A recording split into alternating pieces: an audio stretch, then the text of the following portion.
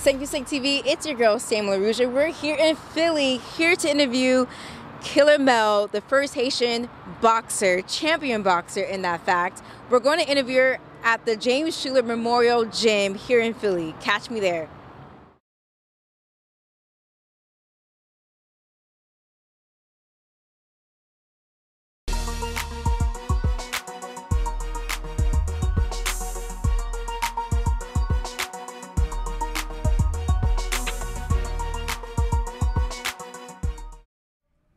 Sync TV, it's your girl Sam LEROUGE. I'm here with Haiti's first Haitian boxer champion, Melissa Saintville.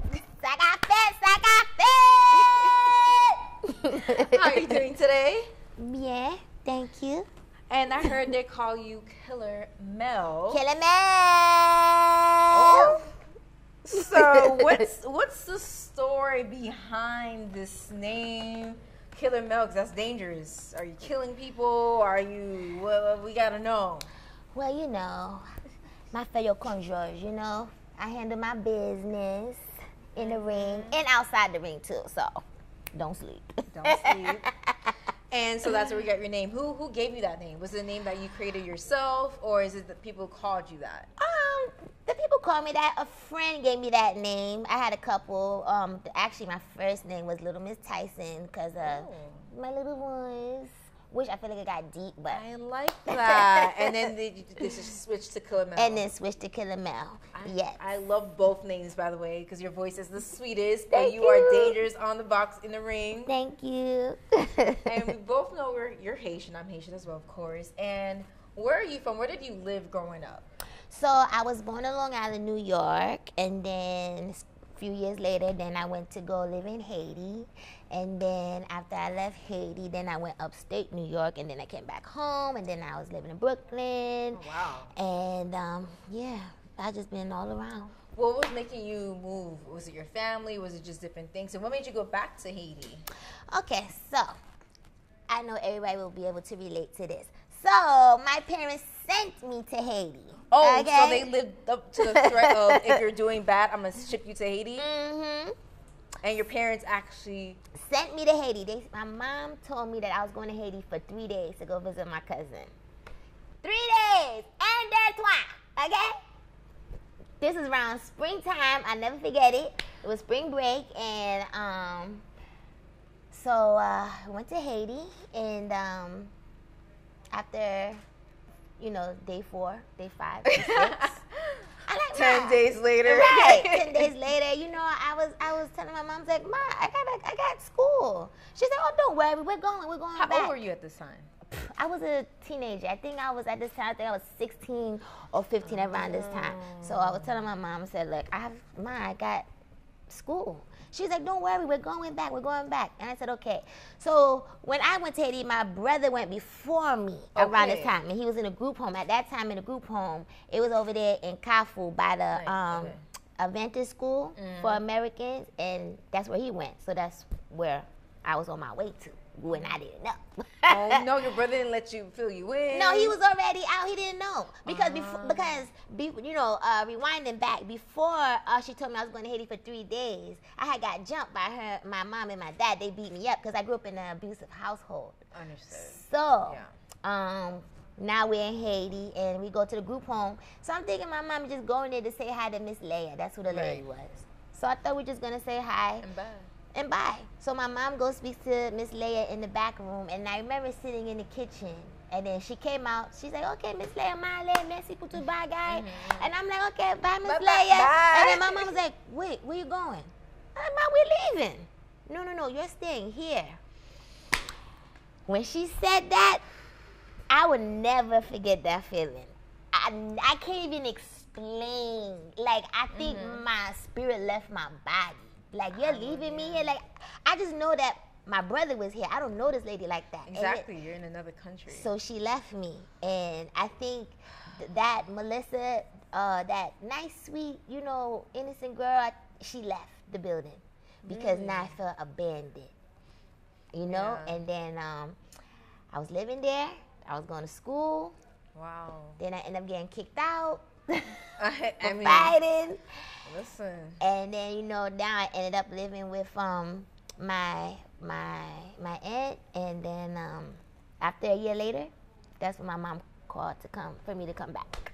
Wow. Oh my God. I can tell it's like, from your eyes, it's like deep, that story, because it's like, I feel like you were just replaying it like in your mind as we're speaking. Because one thing, we look for those answers, from our parents. But when you have old school Haitian parents, first of all, you're not getting an apology. They would never. They're never wrong. They're not explaining nothing to you. That's it. When I try to get that out of my mom, she said, "Get over it. It's done. Why are you always in the past?" I'm like, I'm not in the past. It's the past affects the future. Yeah, because I deal with childhood trauma right now, so I'm just trying to get myself together and just use what happened to make me a better person. And that's beautiful. And that's how I got into boxing. Because rewinding back to what I was saying, I grew up in an abusive household, so it was always baton. It was 5 of us. It was my brother. I have 3 older sisters. Wow. My 3 older sisters came from Haiti, from a previous relationship my dad had with another woman, and my brother was in and out of jail, group home, sent to Haiti. So after all of them left, it was just me. All the attention was... And I got it all. And I'm not saying there was always bad moments in our house. There was a few good moments. I did travel the world early with my mom. There was good times. But most of my life, it was hard. I feel like Oprah when she said, "Oh my life, I had to fight." And I literally, I was fighting in school, and I was begging her, just please, do not call my mom. Yes, I stay after school. I write words from the dictionary. I write the words on the chalkboard. Oh my God. Okay, we're on a hold tight because I want to finish this conversation. We're going to take a quick break and we'll be right back. Okay.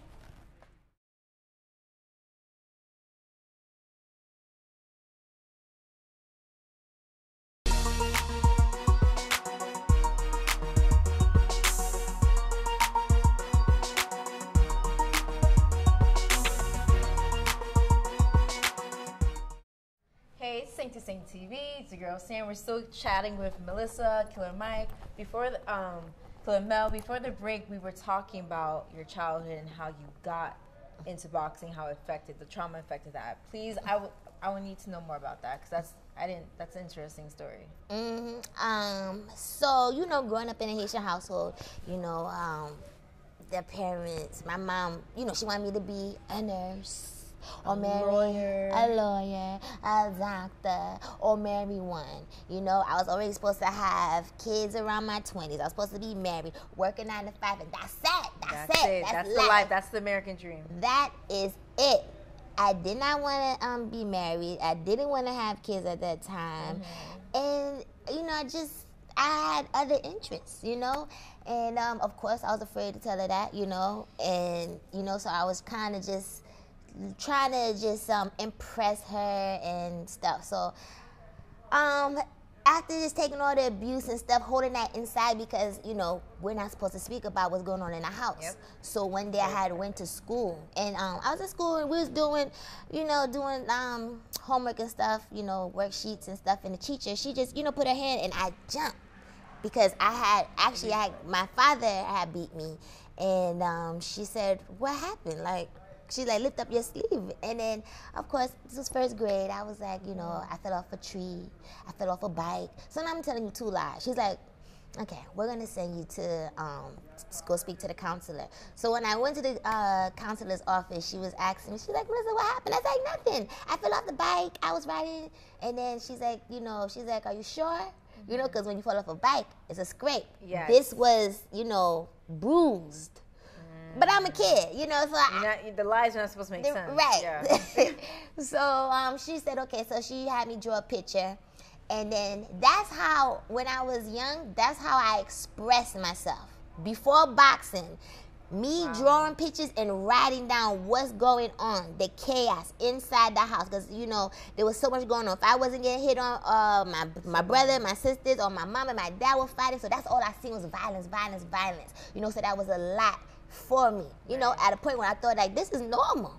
you know? So I remember I drew a picture, and I never forget it. I drew a picture of a little girl just like this. Head just the way I am, and then I scribbled all around in black, chaos, chaos, chaos, chaos. Wow. So when she saw the picture, she's like, "Who is this?" And I said, "That's me." And then she's like, "What's all this going around?" And then I told her what happened to me. I said, "You know, my parents, they beat me." And then after I told her, it felt good to get that out. And then I begged her. I never forget. I said, "Please do not tell my mom." I said, "Please don't tell my mommy, please, please." She's like, "I promise, okay, I won't." Wow. And then I felt relieved. And I believed her. Went to class, walking down the hallway. I know, happy got off your chest. Happy got off my chest. When I got home, ACS is in the kitchen. Done snitch. My mom's sitting down just like this on the stool, just like this. And when that foot moves, just like this. I know that, yeah. I already knew. I remember I had on a pink book bag with butterflies. I never forget it, and it slid down my arm. I knew I was a dead girl walking. I knew it. My mom that foot was shaking, and she looked at me like this. When them people left, it was a wrap. When I went to school the next day, my teacher's like, "Oh, Melissa, how's everything?" And then the guidance counselor, I'm like, "Everything is good. Thank you so much." Never spoke about what happened to me in that house again. And then I held that till I was an adult. Then when I had found a boxing gym, you know, it was so much anger, you know, I already, coming back from, because when I came back from Haiti, the same girl that went to Haiti, she didn't come back. She didn't come. It was different. You know, so now I'm getting older, my mom, when she tried me, I'm like, "Ma." Like you're standing up for yourself. I'm standing up. I'm like, "Ma." Haiti built you up. Haiti built me up. Okay? I'm like, "Hey." Wow. So now she's calling the police on me and all this other stuff. So now, now I'm on probation. Now I'm experiencing all that. I got to do community service. Not understanding the backstory of Not even understanding the backstory, So, usually girls in my situation, they either fall into drugs or they out there, going into another, path. Yeah, so they're on the corner doing some things. I have found boxing, but she still don't understand it until this day. It's unfortunate. This is what saved me, because I could come in here and forget about what was going on in the outside, or forgetting like all that stuff. So she doesn't see that, because not only am I just out here just, busting people in the face, but I'm out here, motivating people. Like, even if you don't want to be a boxer, this is therapy too. This is different type of therapy. This is therapy. Yes, it's not just church. This is another form of therapy.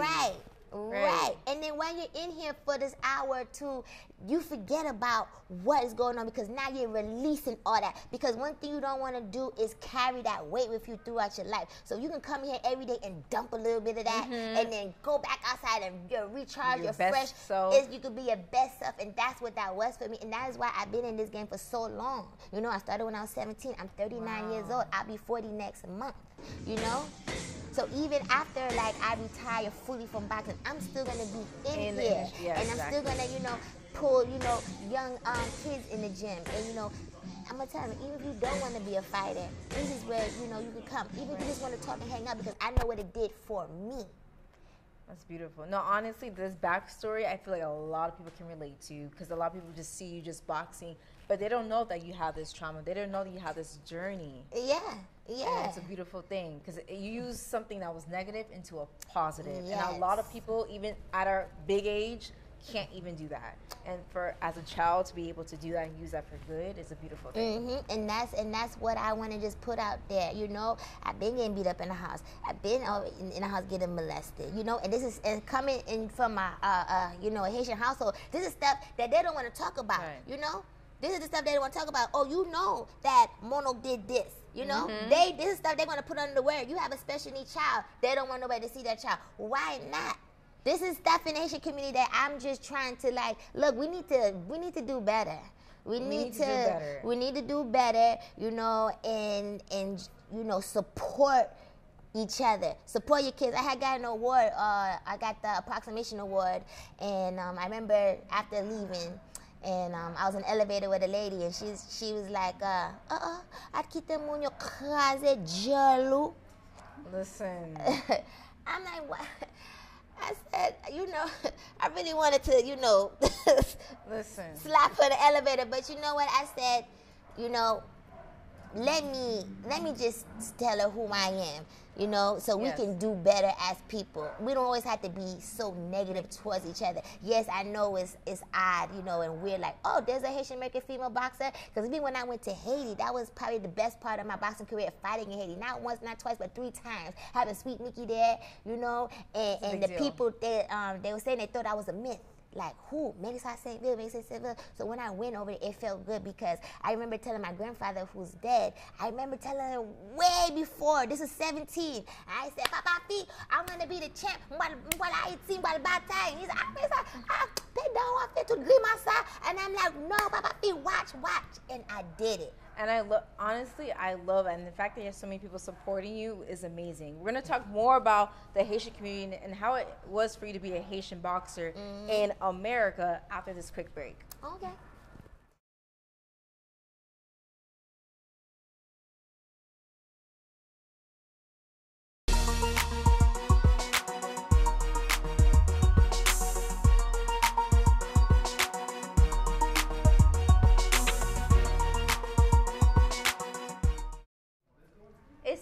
TV to Girl Sam LEROUGE. We're still here chatting with Melissa Killamel about the Haitian community and her experience being a Haitian boxer.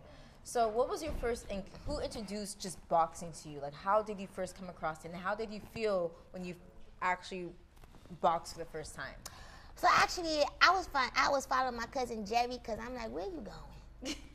So nosy Haitian, just nosy. It's in our blood. Yes, because he lived in Haiti, and then after the earthquake, they came to live with us. 2010, so, around that time. Yeah. So I'm like, where are you going? So he didn't know I was following him. So I'm following him. Not following. Following him, and then he goes into this building, and then when he goes in there, boom, I see all the heavy bags, and then I forget that I was following him. He's like, he's like, Melissa, what are you doing? I'm like, oh, don't. Oh, me? Look at me? How'd I get here? Yeah, I just kind of just ignored him, and then, right? I went to the owner. I remember I was like, oh, man, I want to do this. But at that time, I was running track. Oh, former 2-time All-American. Excuse me. She's just an all-around athlete, okay? And then I remember the gym owner saying, he don't believe in women's boxing. But he said, you could train here. So I said, okay, I did that. So I started training because I didn't even know how I was going to even let my mom know that I was boxing, which I knew that was going to be a no. And then plus I had track practice. But the fact that I got introduced to it, I already knew that it was a wrap. Yep. It was a wrap. So now I found boxing. Then I went to college. And then I started over there. I found a gym. I went to MVCC in Utica, upstate New York, Utica. Okay.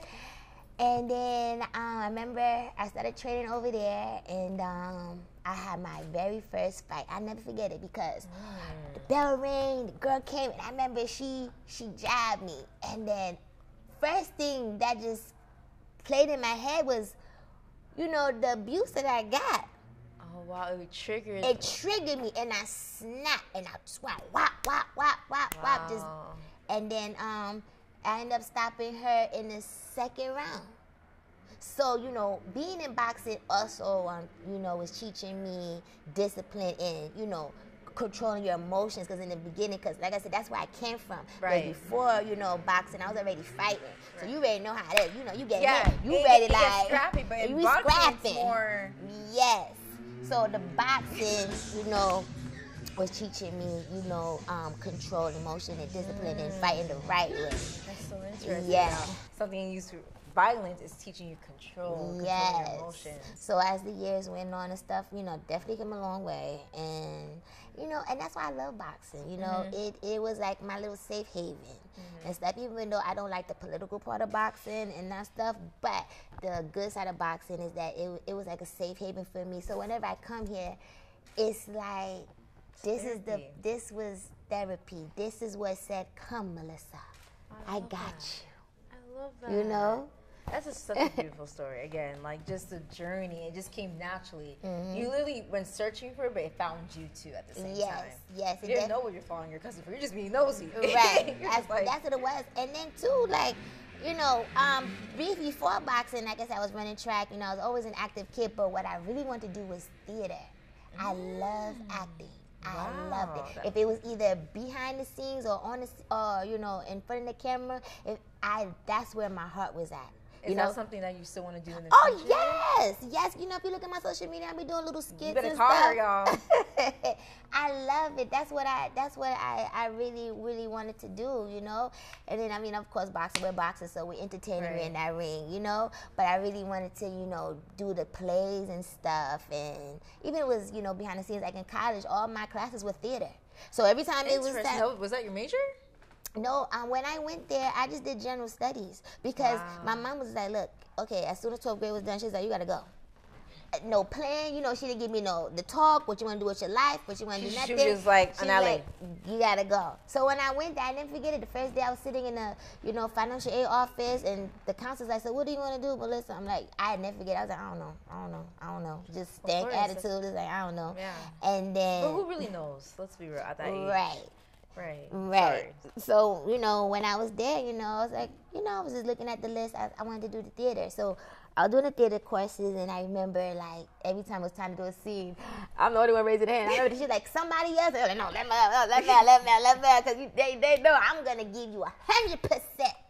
100. She does. Give me the scene. Give me the acting, lines. Boxing, 100%. I'm gonna whoever it is. You want me to do Eartha Kitt? Marcus. You have the voice. Your voice can shape shift. Yeah. I see. And that's what, you know, I really enjoyed it. You know, so in college, running track and going to school and holding a little campus job, I was already doing it all.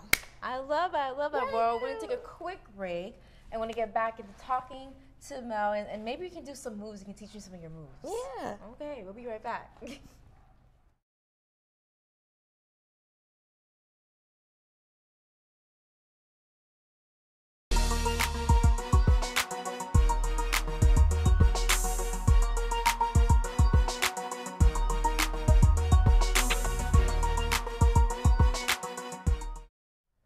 It's Sam LEROUGE. We're still here with Killer Mel, and we were just talking about her experience in college and how she wanted to be in theater, and you can still do the acting thing. So guys, please call her, our producers, because we need to have this on TV. But I want to get to know about how do you prep for a ring? What's your routine when it comes to like mentally preparing yourself before you get into a ring? Well, that's the thing, right? It's so hard because, don't get me, I love boxing. I love that it found me, and for me to get my mental to a part where I have to go put hands on this girl across the ring from me, I really have to bring myself back to the dark places because I'm not an aggressive person at all. Naturally. And boxing is not something that I said, oh, I want to be, you know. That wasn't on the bucket list. So, you know, and the only time I, you know, react is somebody comes for me. So coming from an abusive household and having my parents, you know, like beat on me, you know, I was always in a space where I had to, like, you know, block, defend myself or whatever, or fighting on the streets, you know, somebody came for me. So, you know, obviously when the boxing ring, you know, when the bell rings, we have to fight. So I had to put myself in this state of mind. Of mind, like, all right, you know, it's on. You know, when I hear that bell, and now I have somebody coming towards me, you know, I have to bring myself, like, all right, it's fight time.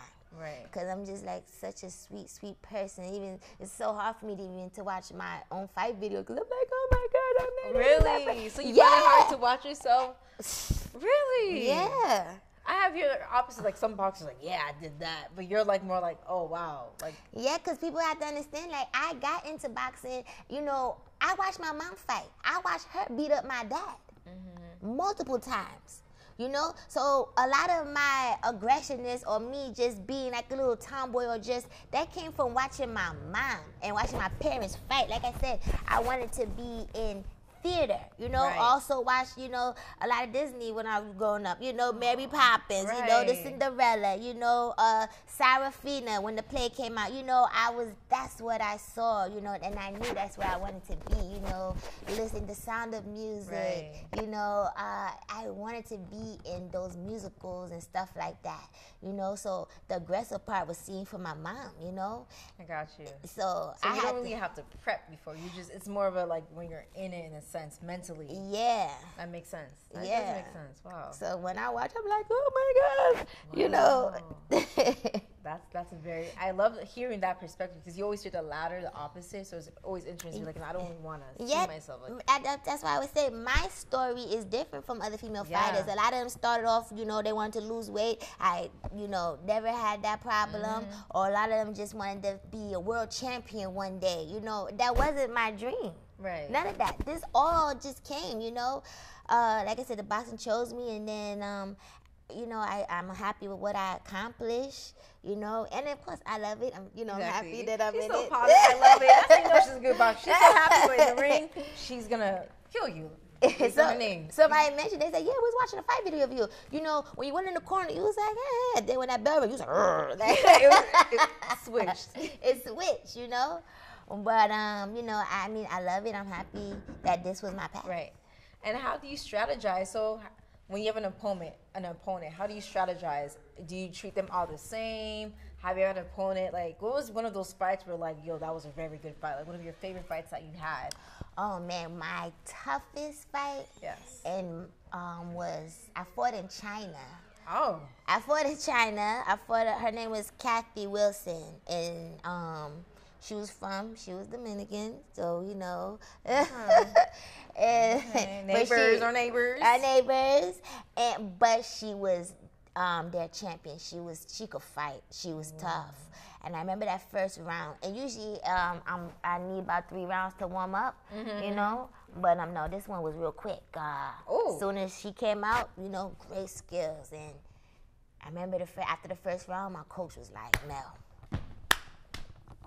you gonna let her take your belts? You better wake up. Oh, he gave that pep talk. I was up, okay? After that, it was done. Bunnin'. Not bunnin'. Okay? After that, it was a wrap, okay? Everything, yes, okay? Everything that my trainer was saying, it was like a video game. Okay, it was a video game. Cause after that first punch, whatever she had hit me with, I was like, oh, I'm in a fight, not fight. I'm in a fight. It's time to. Yeah, she had the island blood in her. Okay. Yes. It was a different type of fight. Yes, but you know, I won. I defended my belt and won another title, and it was great. You know, cause especially going like the place like China to fight. It was amazing, but yeah. Oh, but you came out on top. I came out on top. Like I knew my girl would. Yes. So after the break, you're gonna show me some moves. So if I ever get in a fight, which I probably won't, cause you know, but I need to know some moves. So after this break, you're gonna see Killer Mel show me some boxing moves.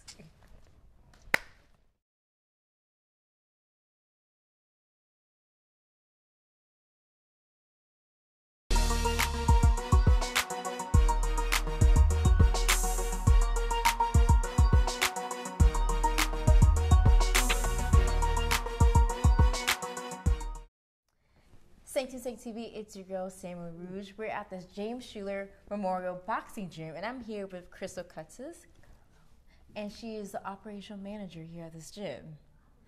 Her father owns the gym, and we're here interviewing Killer Mel, but we wanted to know more about the gym, the history, and the importance of the gym within the Philly community. So this gym, could you tell me more about how the gym got started, why your father owns the gym, created the gym, and the importance it has in the community? So the gym was encouraged actually by the kids in the community who knew my dad, who knew his affiliation with boxing. And the kids just kept asking him, can he open a boxing gym? Because he bought the building, but he didn't know what he wanted to do with the second floor. Oh. So the first floor was a car detailing shop, and then the kids in the community encouraged him to make this top floor a boxing gym. And I mean, like, they hounded him about it until he did it. So then he opened the gym, but before opening the gym, he asked for the permission of James Schuler's parents, and they granted him his wish of naming the gym after James. James was actually my dad's very close friend. They met in Joe Frazier's boxing gym when they were kids. And James had grown quite a bit in boxing. He was really well known for his boxing skills, but also just his overall athletic ability. But he became a really well-known boxer here in Philadelphia.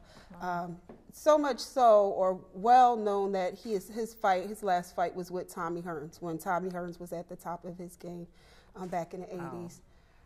And he bought a motorcycle after that fight and got hit by a truck and passed away. And so then my dad named the gym in memorial of him, just to keep James's legacy. Wow, that's beautiful. And that's an important story, because a lot of people know that it's named after him, but we don't know the history, the connections. Right. And how has this gym played as a pivotal role in the Philly community now? And how has it grown from when it started? Okay, so there's two. When the gym opened, it was really well known by everybody in the city of Philadelphia. For one, it was a black-owned gym. It's not a rec center. It's privately owned, as well as Joe Frazier's gym. Wow. So, like, behind that, my dad was, like, known for opening a black-owned boxing gym.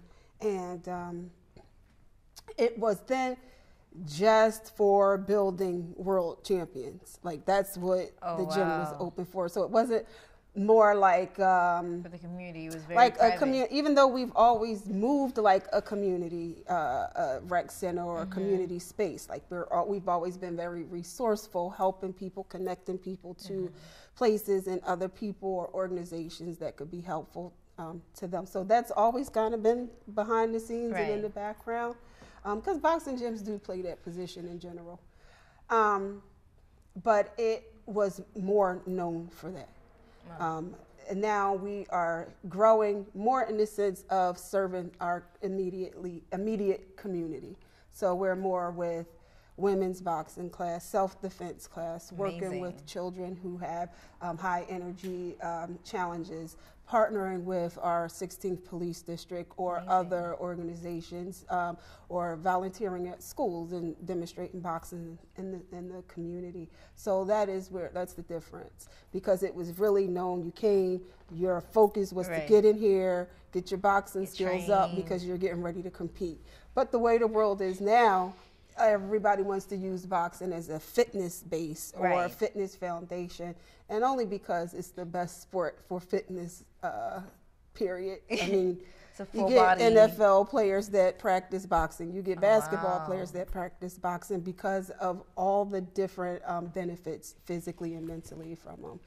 It's been a test. Nice. Like, it's been an actual test. So I'm excited about that, because you don't see boxers going to learn agility and things from NFL players or basketball players, but they do come for boxing. I love that. It's a full body experience and mentally as well. Yeah, absolutely. So I know this gym was also featured in some films because it's beautiful. It's like, it looks like something shot out of a movie, like the decor and how it was built, and just it's very organic in how you guys created this place. So can you tell us more about like how some films have been filmed here, and then how that made you feel that your gym was featured in other projects? So we've had people use the gym, I guess, for the uniqueness of it. It's a very natural environment. You have a lot of wood and, concrete and things of that nature. We've had a Creed shot here, the first one, but we didn't make like a full scene in the movie. But you're in it, listen. Yeah, we're in it. We've had people record music videos in here. We've had people record commercials. Believe it or not. Commercials on what? Like Mattress Firm, they did a commercial here. No. We had I have questions. Other organizations. I think it was more like just knocking somebody out and putting them to sleep kind of comparison. Okay, that's good marketing. That's what I think it was. So it was a marketing thing. But we also had music videos shot here, and other videos, just because of the space being so unique. And then a lot of people like to do photo shoots too in the gym. Of course. With the boxing gloves and that look. So Your gym is so unique. People are forming their own marketing campaigns around your gym. That's how unique and beautiful it is. Like, people are going to shift what they got to do in order to include your gym into their campaign or whatever project they're doing. So that is a blessing, and that says a lot about the gym. It's appreciated. Yes. It really is. So where can people find the gym? How can they support the gym? Do you have any upcoming projects, events? How can the people follow and support the gym? So the people can look at, check us out on Instagram at James Schuler Gym on Instagram, James Schuler Gym on Facebook, James Schuler Boxing on, I believe, Twitter. We're not as busy on Twitter yet, but we definitely are busy on Instagram and Facebook. Nice. We do have a YouTube page, so look for that in the future because we will be doing a podcast. Oh, I would love our hours will be changing for this fall, so we'll be opening at 6 in the morning instead of 8:30 in the morning. So for those people who like to get their workout in before early birds, before they get to work.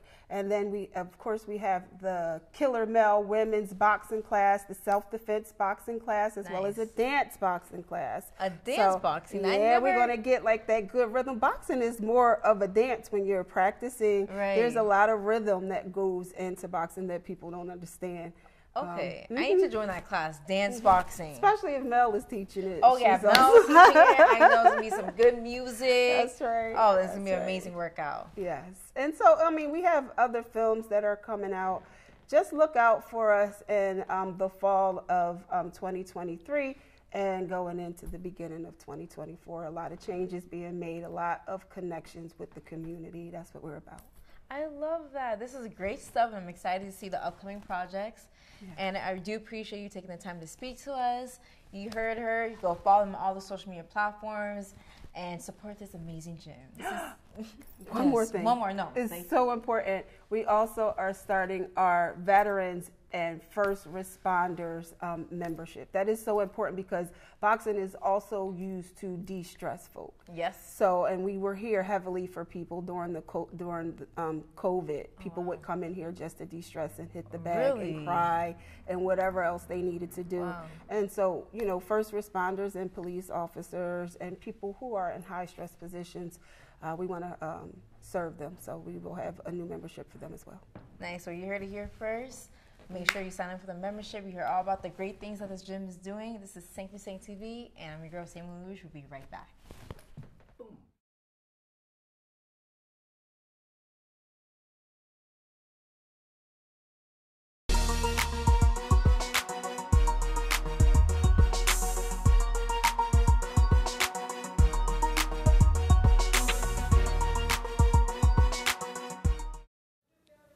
Saint TV, it's your girl Sam LEROUGE, and we're in the ring with Killer Mel and DAHFIR Smith. And what do you do at the gym? I'm a fighter / trainer now, and I'm helping to get Killer Mel ready for a fight soon. She's getting ready, y'all. So we're actually in the ring in her habitat, going to learn more about the padding, the gloves, and see some of the moves as well. So I have a question on padding.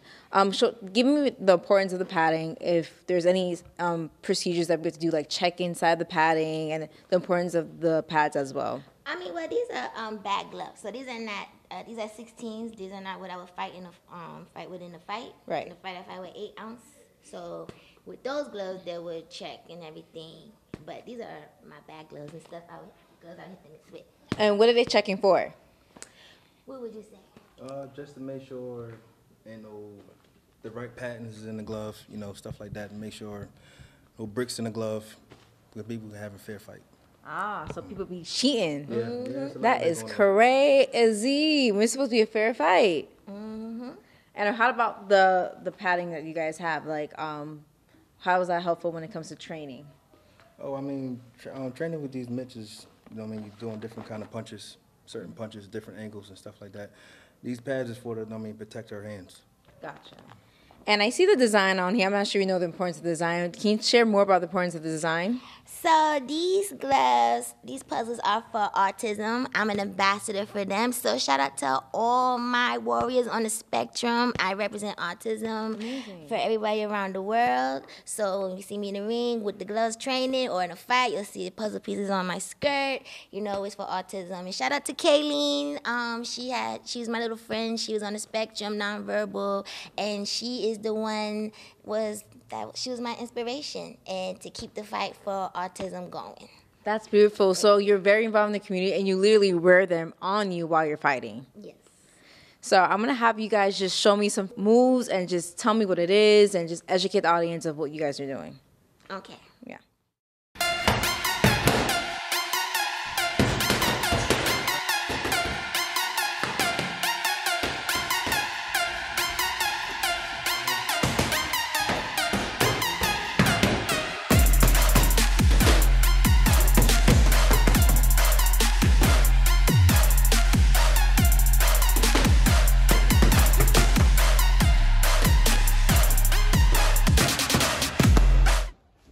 Hey guys, thanks for TV. We are back. As you saw, they were training. I was very impressed. And I want to learn more about just the punches, if you can give more detail about the different type of punches that she was doing. It's all about certain punches you're doing in the ring. What's open on a girl, something like that. What she's open for, like a couple jabs, throw a right hand hook, spin out of there, counters. Always about defense drills. Counter, come back with punches. That's what I was working on her with. Nice. It was very impressive. I was breaking a sweat for you on your behalf. It was very impressive. So with this, where can people support you? Do you have any upcoming projects coming up? Oh, yes. Well, I'll be doing the women's classes here. And when I get the date of my fight, I'll also keep you guys updated because I just got hit by a truck, so... But I got the green light to be, back in the gym. As you can see, I was just doing, some great power work here with DAHFIR. So, it's baby steps coming back in, baby steps. But, I thank the Lord that this arm wasn't broken, and I'm healthy. And, I'm still here. Melissa Saintville ain't going nowhere yet. Bunnin'. She's not going anywhere. Where can our followers follow you on your platforms? My Instagram is KillerMel, KILLER_Mel, MEL. My Facebook, Melissa Saintville. Twitter, @Melissa Saintville. And... Okay, so you heard it right here. All her platforms. Make sure you come support her. Any last words for people? Yes. Keep God first. Always stay humble. Remember where you came from. And always keep the faith. Because, look, I almost died on June 2nd at 10 o'clock in the morning, okay? But y'all still see me here standing strong, okay? Right here with DAHFIR. He's another legend, too. Get his info. Oh, DAHFIR Smith on Facebook. That's it. All right. I love that. I love it. You know where to find both of them. Thank you again for having us at this beautiful gym, having me today just witness what you do, and I do appreciate you sharing your story as well. Thank you. Okay. Merci. Haiti Nakala. Banan. It's Sing to Sing TV. It's your girl, Sam LEROUGE, and we are out.